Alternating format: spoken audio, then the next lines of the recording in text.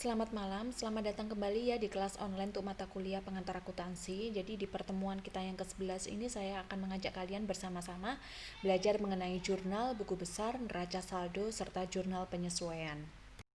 Nah, kurang lebih capaian pembelajaran di mata kuliah kita adalah paling tidak kalian bisa memahami transaksi bisnis yang didasarkan pada bukti transaksi khususnya untuk perusahaan dagang ya.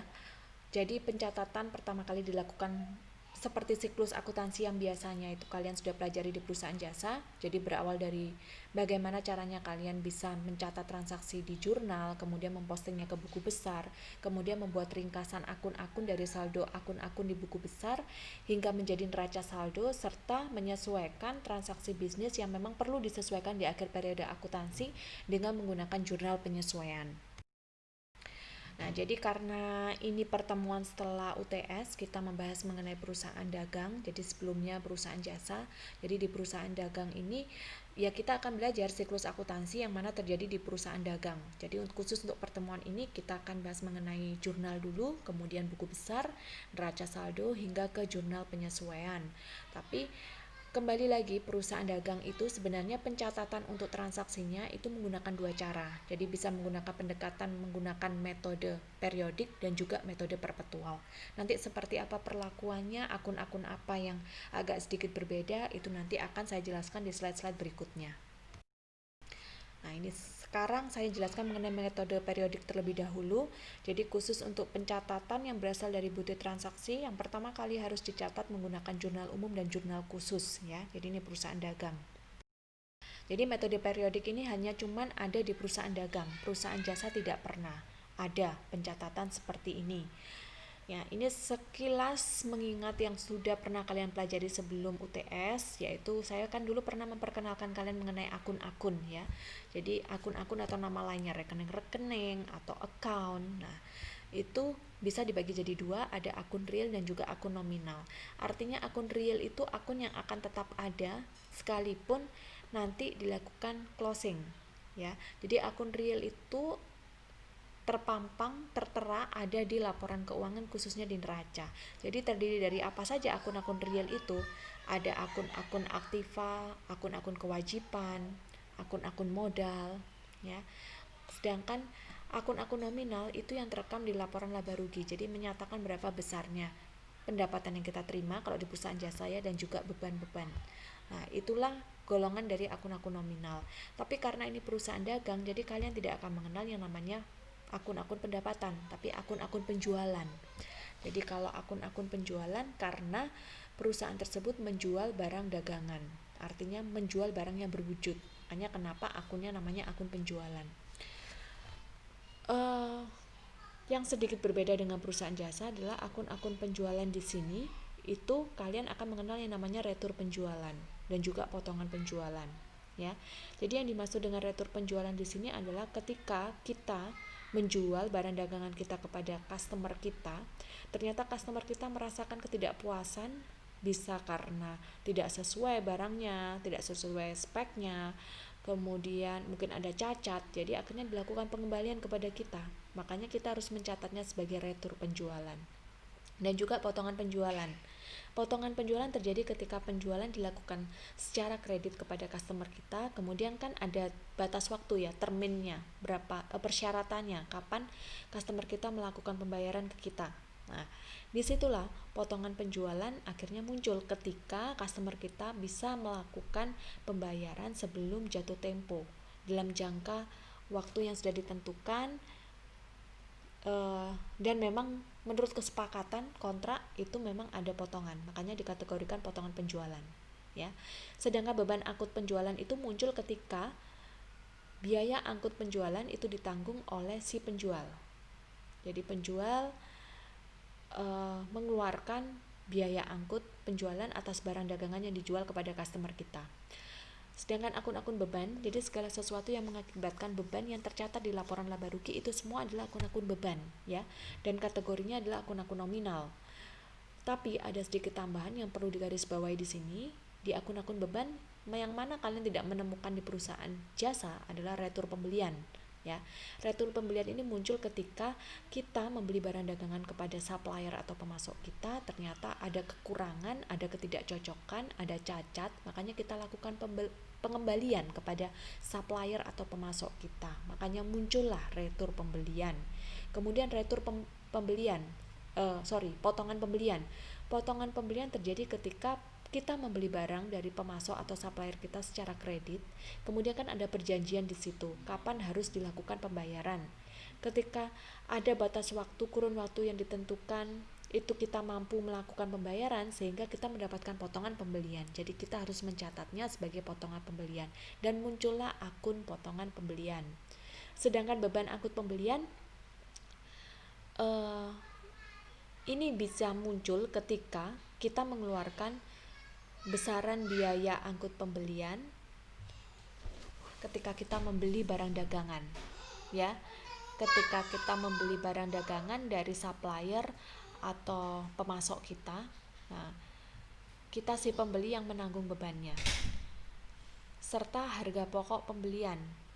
Jadi karena perusahaan dagang, kita hanya mengenal harga pokok penjualan dan juga harga pokok pembelian gitu ya. Harga pokok penjualan dan harga pokok pembelian itu merupakan akun-akun beban.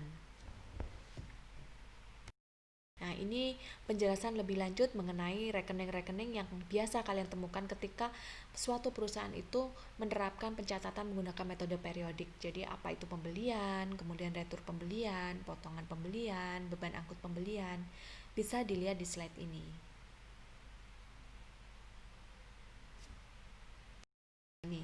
Ini ya, ada penjualan, retur penjualan, potongan penjualan, dan juga beban angkut penjualan.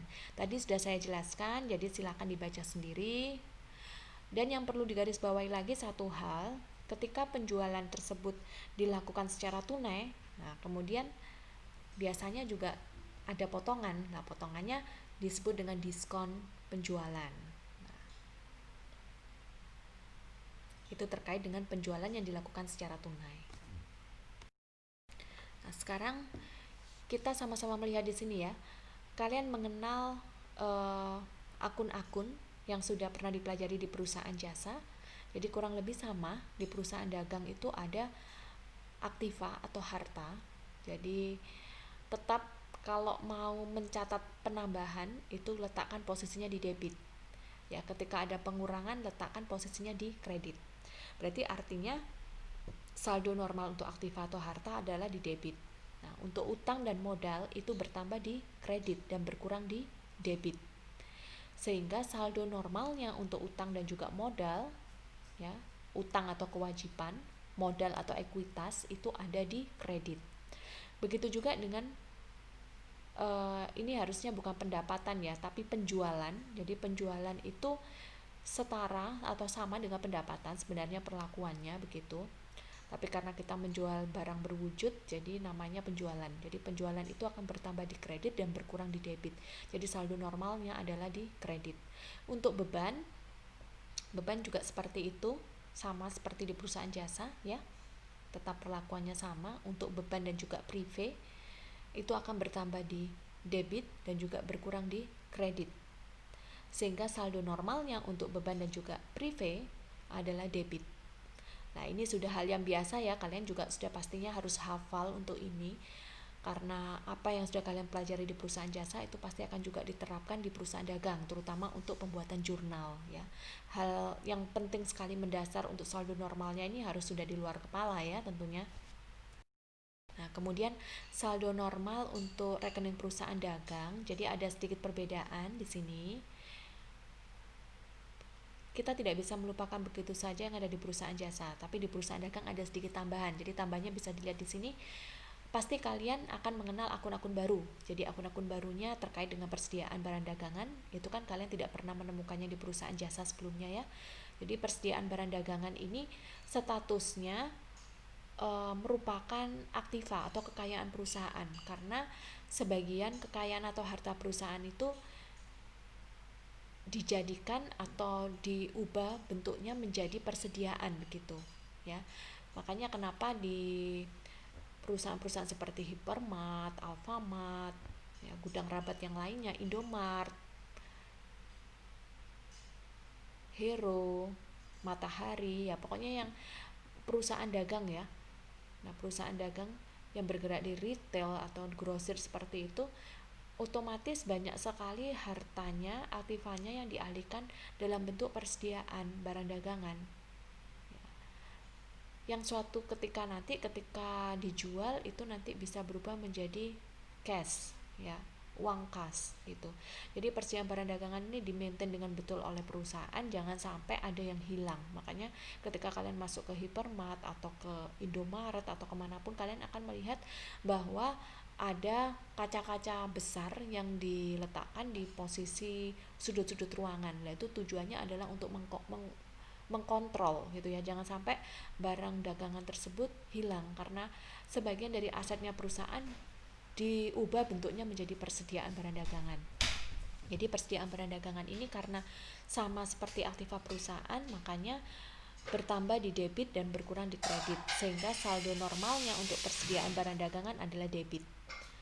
Nah, kemudian kalian akan mengenal yang namanya pembelian, ya, pembelian, kemudian ada retur pembelian, potongan pembelian. Jadi pembelian ini sama seperti beban. Nah, jadi pembelian itu ketika bertambah akan kita letakkan di posisi debit, dan ketika berkurang kita akan letakkan di posisi kredit. Nah, untuk retur pembelian tadi kan segala sesuatu yang menyebabkan barang dagangan tersebut harus kita kembalikan ke supplier atau pemasok kita karena tidak sesuai. Jadi karena pembelian itu bertambah di debit, jadi retur pembelian yang mengakibatkan pembelian itu berkurang, makanya retur pembelian sendiri bertambahnya ada di kredit. Ya. Untuk potongan pembelian itu mengurangi dari pembelian. Seharusnya kita beli 1.000, tapi karena ada potongan 10, berarti kan yang kita bayarkan untuk pembelian tersebut hanya 990. Nah, 990 tersebut. Jadi supaya pembelian yang di posisi debit itu berkurang, otomatis potongan pembelian sendiri harus kita letakkan di posisi kredit supaya mengurangi pembelian. Nah, kemudian penjualan. Penjualan tidak kalian dapatkan di perusahaan jasa, tapi di perusahaan dagang ada. Jadi penjualan itu setara sama pendapatan, bertambahnya di kredit, berkurangnya di debit. Dan kejadian-kejadian yang berhubungan dengan penjualan adalah seperti potongan penjualan, ya, kemudian retur penjualan, beban angkut penjualan. Untuk potongan penjualan itu otomatis mengurangi penjualan. Nah, karena penjualan berkurang itu di posisi debit, untuk potongan penjualan dan retur penjualan kita letakkan di posisi debit. Sedangkan untuk pengangkutan pembelian itu setara dengan beban. Jadi kita letakkan di posisi debit. Nah, beban angkut penjualan juga seperti itu. Ya. Ya, setara dengan beban, makanya diletakkan di posisi debit. Tapi untuk pengangkutan pembelian dan beban angkut penjualan biasanya dikondisikan dengan FOB-nya, free on board-nya. Free on board-nya tergantung syaratnya apa, shipping point atau destination. Nah, nanti supaya lebih jelasnya kita bisa mencoba untuk latihan soal. Nah, disinilah jurnal umum untuk perusahaan dagang. Jadi tetap ya sama, secara teori jurnal itu berasal dari bahasa Prancis, jour, yang artinya hari atau buku harian, ya, karena bentuknya itu sebagai alat pencatatan transaksi bisnis. Jadi hanya transaksi bisnis yang didukung oleh bukti transaksi keuangan saja yang bisa dilakukan pencatatan menggunakan jurnal. Gitu. Hanya transaksi bisnis saja. Jadi kalau cuman estimasi, kemudian verlap, itu tidak bisa dijadikan dasar untuk melakukan pencatatan di jurnal. Nah, kemudian jurnal itu ditulis secara kronologis, secara historis, berdasarkan urutan waktunya, berdasarkan pada bukti transaksi yang didapatkan, gitu ya. Ada posisi debit dan juga kreditnya yang menyatakan suatu akun itu bertambah di posisi mana dan berkurang di posisi mana, gitu. Serta ada pencatatan nilai nominal di dalam jurnal tersebut. Jadi ada currency atau mata uang yang dicantumkan, ya, tidak harus rupiah, tapi bisa dolar, bisa euro, bisa lira, dan banyak sekali yang lainnya. Ya, jurnal itu memiliki beberapa fungsi. Jadi fungsinya kan memang untuk mencatat transaksi bisnis, ya, hanya transaksi bisnis dengan pencatatan secara kronologis. Makanya disebut dengan fungsi historis. Dikatakan fungsi analisis karena sebelum kita catat jurnal, kita tuh harus berpikir dulu dari bukti transaksi yang kita miliki. Kira-kira ini bagaimana? Ini menyebabkan transaksi apa, dan transaksi ini harus diwakili dengan akun jurnal apa, akun apa, ya, akunnya bertambahkah atau berkurangkah. Nanti kalau bertambah atau berkurang, akun ini perlakuannya bagaimana, diletakkan di debit atau di kredit. Nah, itu fungsi analisis. Dan fungsi instruktif, artinya setiap kali menerima bukti transaksi, mau tidak mau kita harus melakukan pencatatannya di jurnal, ya. Dan fungsi informatif, karena dari jurnal itu bisa dijadikan pedoman ketika dilakukan pengauditan, karena di jurnal tersebut sudah tercatat kejadian-kejadian atau transaksi bisnis yang diurutkan secara kronologis berdasarkan urutan waktu kejadiannya. Nah, di situ kita dengan berbekal jurnal saja sebenarnya sudah bisa mampu menelusuri kejadian bisnis tersebut memang betul-betul sudah dilakukan pencatatan dengan benar atau belum. Jadi di situ bisa memberikan fungsi informatif. Nah, ini kurang lebih bentuk jurnal, ya. Jadi sama seperti di perusahaan jasa, sudah mengenal jurnal umum serta jurnal khusus, gitu ya. Jadi jurnal umum ataupun jurnal khusus itu adalah formatnya saja. Jadi jurnal, nah ini adalah bentuk format untuk jurnal umum. Jadi ada judulnya, ada halamannya. Ketika jurnal tersebut terdiri dari beberapa lembar, beberapa halaman, kemudian ada tanggal, di sini menyatakan tanggal transaksi dari bukti transaksi, kemudian nama rekening. Nah, nama rekeningnya itu nama akunnya apa gitu, dengan keterangan itu transaksi bisnis terkait apa. Kemudian nomor rekeningnya yang menyatakan nomor masing-masing akun atau nomor rekeningnya, ya. Kemudian ada posisi debit dan juga kredit. Jadi posisi bertambahkah atau berkurangnya suatu rekening atau akun. Jadi jurnal umum ini bisa digunakan untuk mencatat transaksi yang tidak bisa dilakukan pengelompokan ke jurnal khusus. Jadi bisa dicatat di jurnal umum, ataupun transaksi-transaksi yang berkaitan dengan pencatatan untuk jurnal penyesuaian, jurnal koreksi, jurnal penutup, jurnal pembalik, itu bisa menggunakan format jurnal umum. Nah, sedangkan jurnal khusus itu sendiri atau disebut dengan special journal, jadi karena ada kejadian transaksi bisnis yang sering terjadi berulang-ulang, makanya digabungkan jadi satu, dan itu kategorinya adalah jurnal khusus. Nah, jadi hampir sama seperti perusahaan jasa, di perusahaan dagang ada 4 macam jurnal khusus. Ada jurnal penjualan, jurnal pembelian, jurnal pengeluaran kas, dan jurnal penerimaan kas. Jadi kalau jurnal penjualan itu mencatat penjualan barang dagangan secara kredit, sedangkan jurnal pembelian mencatat transaksi pembelian barang dagangan kepada supplier atau pemasok kita secara kredit, sedangkan jurnal pengeluaran kas itu mencatat segala transaksi bisnis yang berkaitan dengan atau mengakibatkan aliran dana keluar, kas itu keluar. Nah, sedangkan jurnal penerimaan kas terkait dengan transaksi bisnis yang menyebabkan kas kita, atau bisa kas, bisa petty cash, bisa juga banknya kita, rekening banknya itu bertambah, ya. Nah, ini adalah jurnal penjualan, bentuknya seperti ini. Nah, ini sudah jurnal khusus, ya. Di sini jurnal penjualan ada namanya, judulnya, kemudian ada halamannya, ada tanggalnya.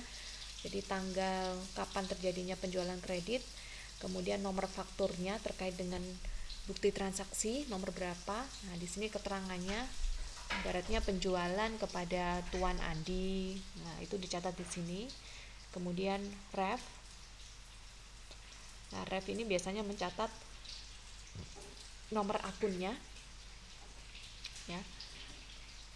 Kemudian ada debitnya piutang usaha, dan juga kreditnya penjualan, karena jurnal penjualan ini mencatat transaksi penjualan secara kredit, makanya muncul piutang usaha dan juga penjualan. Nah, jurnal pembelian mencatat transaksi pembelian secara kredit. Nah, jadi bentuknya hampir sama seperti tadi, ya, jurnal penjualan, jurnal pembelian, tapi perbedaannya cuma di debitnya itu dituliskan pembelian dan kreditnya adalah utang usaha. Yang ini adalah jurnal penerimaan kas. Nah, jurnal penerimaan kas, saya tadi sudah bilang yang mengakibatkan kas bertambah.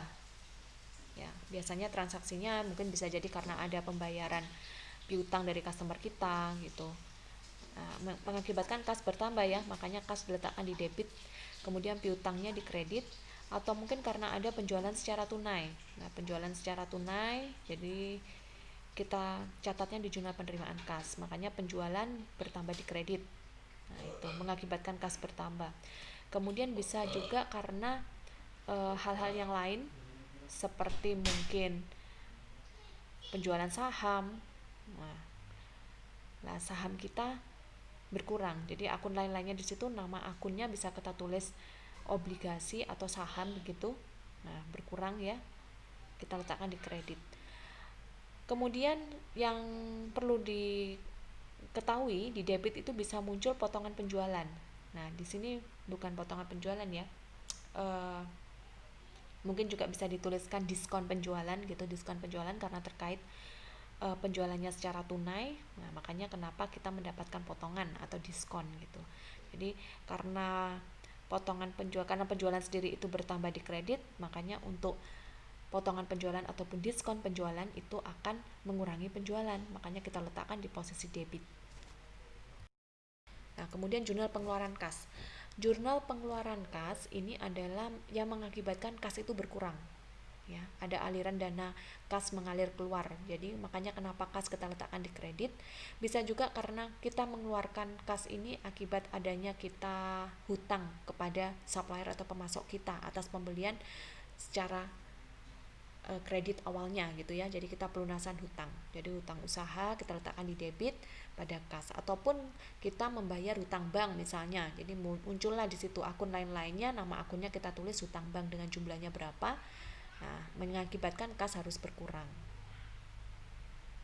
Bisa juga pembayarannya bukan menggunakan kas, tapi menggunakan akun yang lain yang setara dengan kas misalnya. Kita membayarnya menggunakan saham, ya, atau kita menggunakan cek. Nah, itu kita bisa tulis akun lain-lain, nama akun di situ cek ataupun saham. Nah, untuk pembayaran apa? Seandainya membayar beban pajak misalnya, kita boleh tuliskan di situ di akun lain-lain nama akun beban pajak, jumlahnya berapa gitu ya. Jadi tergantung transaksi keuangan atau transaksi bisnisnya. Itu tadi mengenai metode periodik. Kemudian kita lihat ya sekarang yang jurnal umum dan juga jurnal khusus, tapi kita menggunakan metode perpetual. Masih di perusahaan dagang. Nah, metode perpetual. Ini akun-akun, ada akun real, ada akun nominal. Nah, yang lebih ditekankan di sini adalah muncullah persediaan barang dagangan. Nah, persediaan barang dagangan ini merupakan komponen dari akun aktiva. Nah, jadi muncul di akun-akun aktiva. Jadi kelompoknya akun real, persediaan barang dagangan itu. Kemudian di akun-akun nominal, kalian akan mengenal akun-akun penjualan dan akun-akun beban. Cuman bedanya yang diakui sebagai penjualan adalah retur penjualan, potongan penjualan, beban angkut penjualan. Tidak perlu saya jelaskan lagi ya, karena tadi sudah tahu retur penjualan itu seperti apa, potongan penjualan dan juga beban angkut penjualan. Serta akun-akun beban adalah yang muncul harga pokok penjualan saja. Di sini HPP adalah harga pokok penjualan. Jadi bedanya sama yang metode periodik tadi, kita tidak muncul akun persediaan barang dagangan. Ketika melakukan pencatatan jurnal tidak ada persediaan barang dagangan. Tapi di metode perpetual kita lihat ada persediaan barang dagangan. Kemudian akun-akun penjualan, ya, akun-akun penjualan tetap sama ya, ada retur penjualan, potongan penjualan, beban angkut penjualan, tidak ada perbedaan. Jadi yang berbeda cuma di akun-akun beban. Akun bebannya tadi kalau di metode periodik kalian bisa lihat ada pembelian, kemudian retur pembelian, potongan pembelian, kemudian ada beban angkut pembelian gitu ya. Intinya adalah pembelian itu diakui, ada muncul akun pembelian. Tapi kalau di metode perpetual pembelian tidak ada. Hanya yang diakui sebagai beban adalah HPP. Nah, jadi yang membedakan metode periodik dan metode perpetual adalah muncullah persediaan barang dagangan sebagai akun dan juga HPP. Sedangkan pembelian di metode perpetual tidak muncul akun pembelian dan keluarganya itu, ya. Keluarganya maksudnya retur pembelian, potongan pembelian, diskon pembelian, beban angkut pembelian itu tidak muncul di metode perpetual. Nah, di sini di metode perpetual, kalau seandainya ada transaksi pembelian, retur pembelian, potongan pembelian, beban angkut pembelian, semua itu akan dicatat di dalam akun persediaan barang dagangan. Semuanya. Ya. Jadi ketika ada pembelian misalnya, ketika ada pembelian akan mengakibatkan persediaan barang dagangan tersebut bertambah. Nah, ketika ada retur pembelian, itu akan menyebabkan persediaan barang dagangan tersebut mengalami pengurangan. Begitu juga sama potongan pembelian. Potongan pembelian juga akan mengakibatkan persediaan barang dagangan tersebut mengalami pengurangan. Beban angkut pembelian umumnya normalnya akan mengakibatkan persediaan barang dagangan tersebut bertambah. Nah, seperti itu. Jadi, kalau di metode periodik, ketika ada pembelian ya kalian mencatatnya dengan nama akun pembelian. Ada retur pembelian, kalian harus mencatatnya dengan akun retur pembelian. Potongan pembelian juga seperti itu.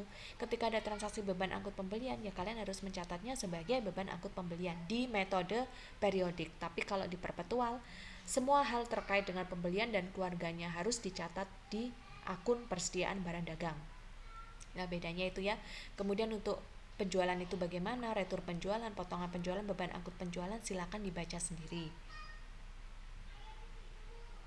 Nah, jadi yang perlu digarisbawahi lagi yang saya kasih warna merah ini, semua transaksi penjualan akan berpengaruh terhadap HPP dan persediaan barang dagangan. Nah, gitu. Jadi setiap kali ada penjualan, nah, nanti kalian harus membuat akun harga pokok penjualan pada persediaan barang dagangan. Nah, ketika ada penjualan, ya, HPP bertambah di debit, persediaan barang dagangan akan berkurang. Nah, ketika ada retur penjualan, nah, persediaan barang dagangan bertambah, HPP berkurang di kredit. Begitu seterusnya. Jadi harus ada 2 jurnal yang dibikin. Transaksi penjualan sendiri, seandainya menjual secara piutang, ya, menjual secara piutang berarti piutang dagang letakkan di debit, pada penjualan barang dagangan pada penjualan kita letakkan di kredit. Dan juga jangan lupa tulis HPP di debit dan persediaan barang dagangan di kredit. Nah, seperti itu. Jadi pokoknya setiap kali ada transaksi penjualan itu harus kita cantumkan pencatatan jurnalnya untuk HPP dan juga persediaan barang dagangan khusus untuk metode perpetual. Nah, saldo normal untuk rekening metode perpetual bisa dilihat di sini.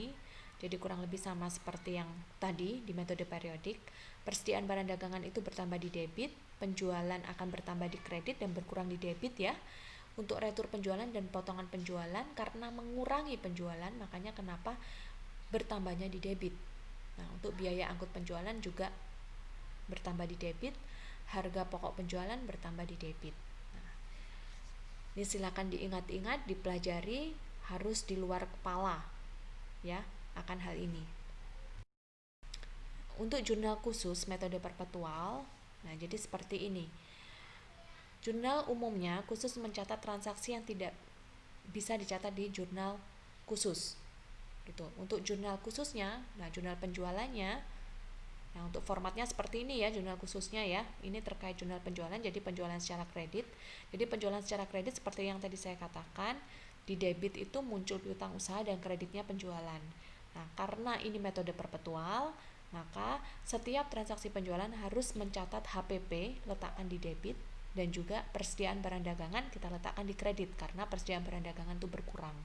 Nah, ini harus seperti itu. Ini ya ada penjualan, retur penjualan, potongan penjualan, dan juga beban angkut penjualan. Tadi sudah saya jelaskan, jadi silakan dibaca sendiri. Dan yang perlu digarisbawahi lagi satu hal, ketika penjualan tersebut dilakukan secara tunai, nah kemudian biasanya juga ada potongan. Nah, potongannya disebut dengan diskon penjualan. Nah, itu terkait dengan penjualan yang dilakukan secara tunai.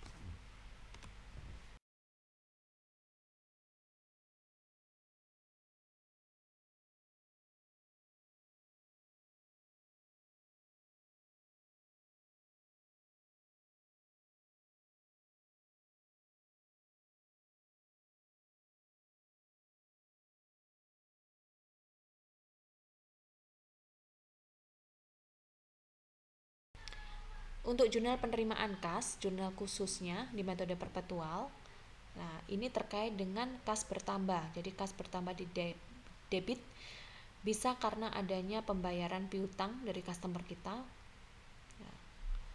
ataupun karena adanya penjualan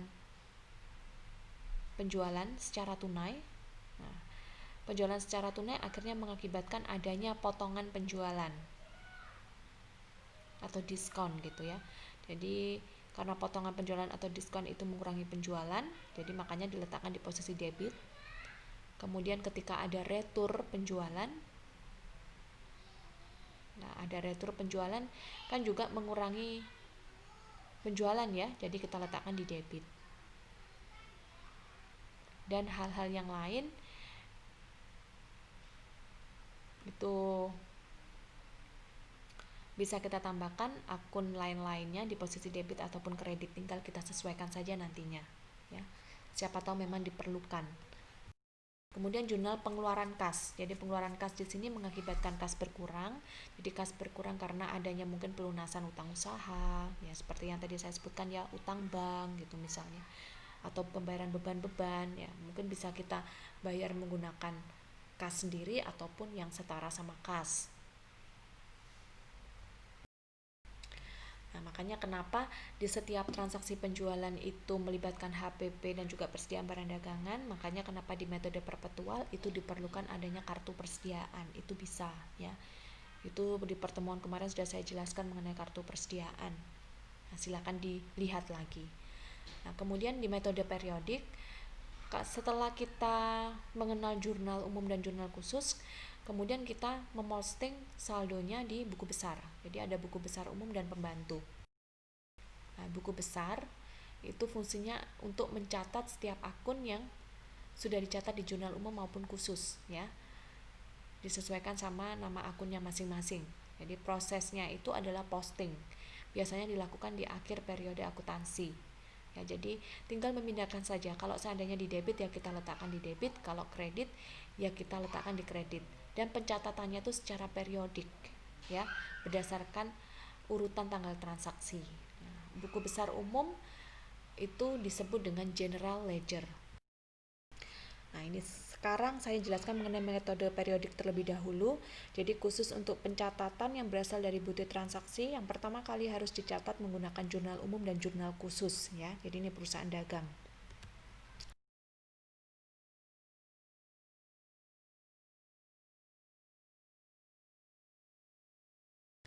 Nah, buku besar pembantu atau subsidiary ledger itu sebenarnya adalah rincian dari buku besar umum. Ya, biasanya terkait sama rincian hutang ataupun piutang gitu. Nah, itu boleh ya dibuatkan buku besar pembantunya. Tujuannya apa? Supaya lebih jelas, supaya lebih mudah men-trackingnya. Nah, buku besar pembantu atau subsidiary ledger biasanya terkait seperti piutang dagang. Nah, menyatakan piutang dagangnya siapa, Fajril, Sabil, Sally, misalnya gitu. Utang dagang juga begitu.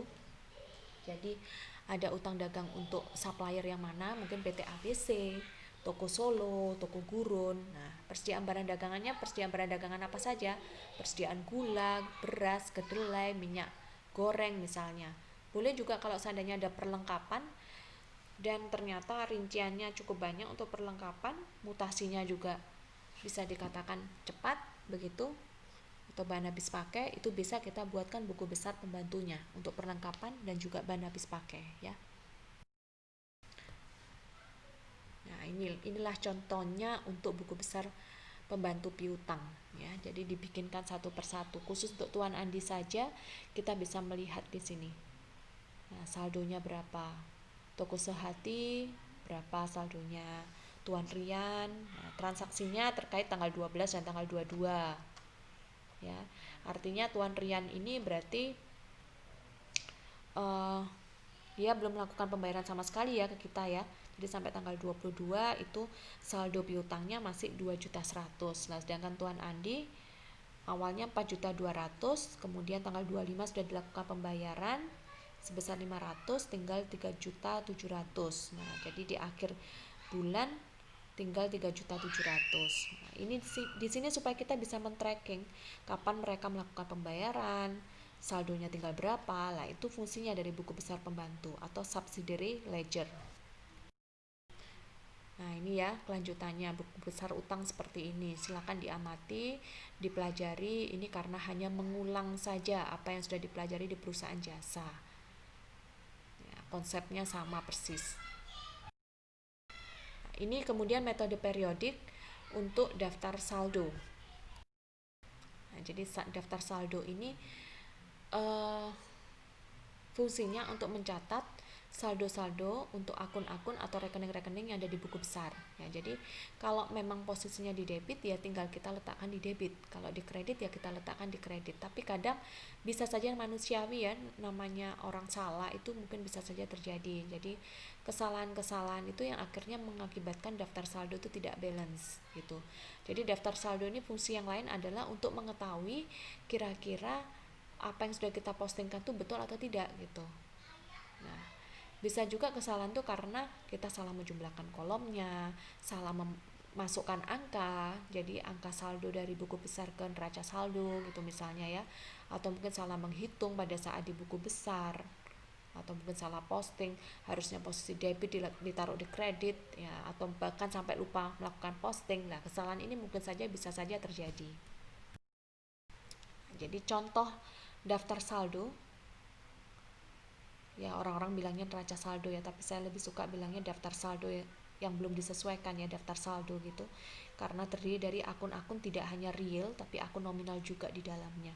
Jadi kalau metode periodik kalian bisa lihat di situ ada akun pembelian, retur pembelian, ada pengurangan harga, potongan pembelian, beban angkut pembelian, itu muncul di sini ya, muncul di sini. Ini tandanya adalah bahwa menerapkan metode periodik dalam pencatatannya. Nah, jumlahnya debit kreditnya harus balance ya. Kalau tidak balance berarti salah. Nah, buku besar pembantu atau subsidiary ledger biasanya terkait seperti.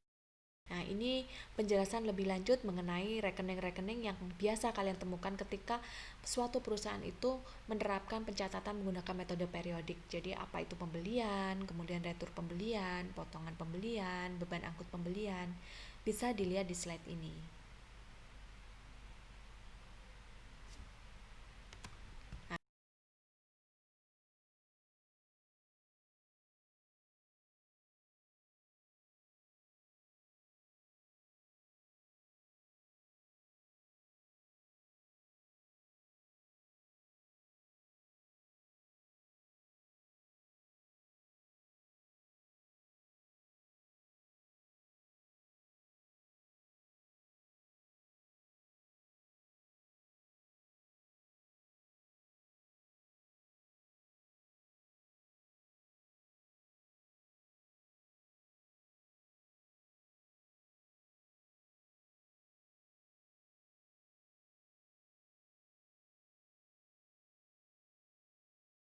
Nah, sekarang kita sama-sama melihat di sini ya. Kalian mengenal akun-akun. Nah, ini konsepnya sama seperti apa yang harus kalian sesuaikan di perusahaan jasa ya. Jadi kemarin sudah belajar tentang beban dibayar di muka. Jadi ketika kita memiliki beban yang harus kita bayar di muka tapi kita belum merasakan nikmatnya gitu. Nah, jadi itu namanya adalah beban dibayar di muka atau prepaid expense. Seperti contohnya bayar asuransi. Nah, itu kan harus disesuaikan. Cara menyesuaikannya bagaimana? Silakan dilihat lagi kemarin rekaman saya yang di perusahaan jasa. Khusus untuk jurnal penyesuaian. Didengarkan lagi ya. Kemudian pendapatan diterima di muka atau unearned revenue. Nah, pendapatannya kita terima di muka atas jasa, seandainya jasa ya, kita punya jasa yang kita transferkan ke customer kita. Nah, itu kita terima di awal, tapi customer kita belum merasakan jasa kita gitu. Jadi seiring berjalannya waktu kita akan transferkan jasa kita. Itu pendapatan diterima di muka atau unearned revenue atau deferred revenue. Kemudian ada accruan pendapatan. Jadi ketika customer kita masih ngutang sama kita ya, dia sudah mendapatkan fasilitas tapi dia masih belum membayarkan pendapatannya ke kita, jadi masih ditangguhkan gitu, accruan beban. Nah, sudah harusnya terjadi beban, tapi kita masih belum melakukan pembayarannya secara tunai untuk beban tersebut. Itu namanya akruan beban. Kemudian kerugian piutang tak tertagih. Nah, ini berhubungan dengan cadangan kerugian piutang ya. Beban kerugian piutang. Nah, ini ketika ada piutang yang memang potensinya untuk ditagih tidak mungkin. Setelah itu penyusutan yang berkaitan dengan aktiva tetap yang dimiliki oleh perusahaan itu harus kita lakukan penyesuaian.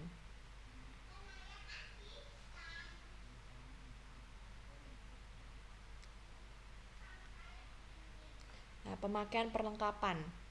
Nah, pemakaian perlengkapan itu juga kita harus lakukan penyesuaian. Jadi nanti silahkan dilihat ya, bagaimana jurnalnya, diingat-ingat kembali. Yang paling penting adalah untuk penyesuaian terhadap persediaan. Nah, di sini ada HPP. HPP itu cara carinya adalah persediaan awal, kita tambah sama pembelian, kita tambah biaya angkut pembelian, kita kurangi retur dan juga potongan pembelian, dan juga kita kurangi potongan tunai pembelian. Serta kita kurangi persediaan akhir. Itulah harga pokok penjualan.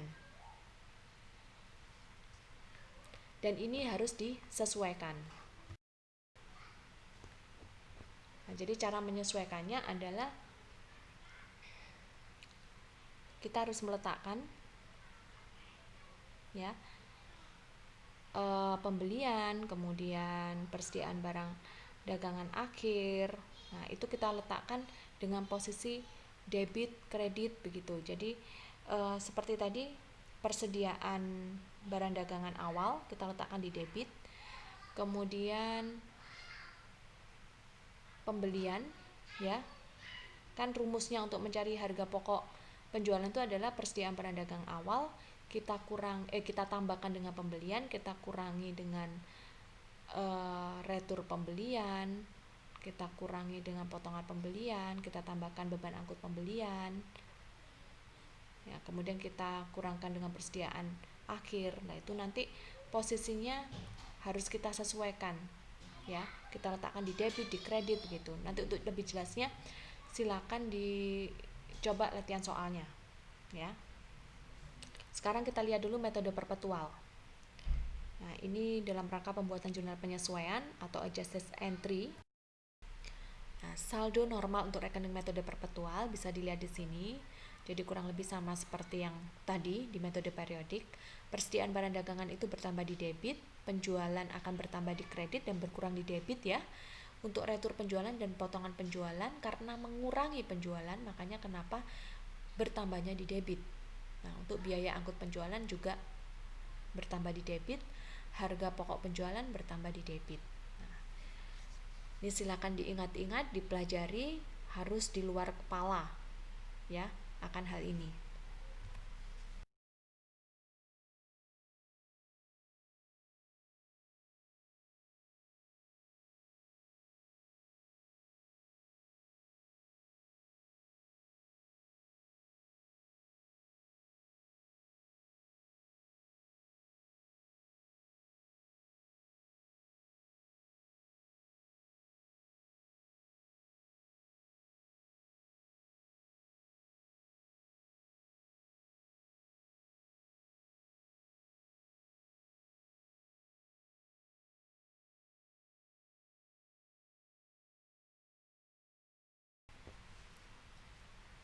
Oke, demikianlah informasi dari saya mengenai jurnal, kemudian buku besar, neraca saldo, sampai jurnal penyesuaian. Jadi nanti kalau tidak jelas silakan bisa hubungi via WA group gitu ya.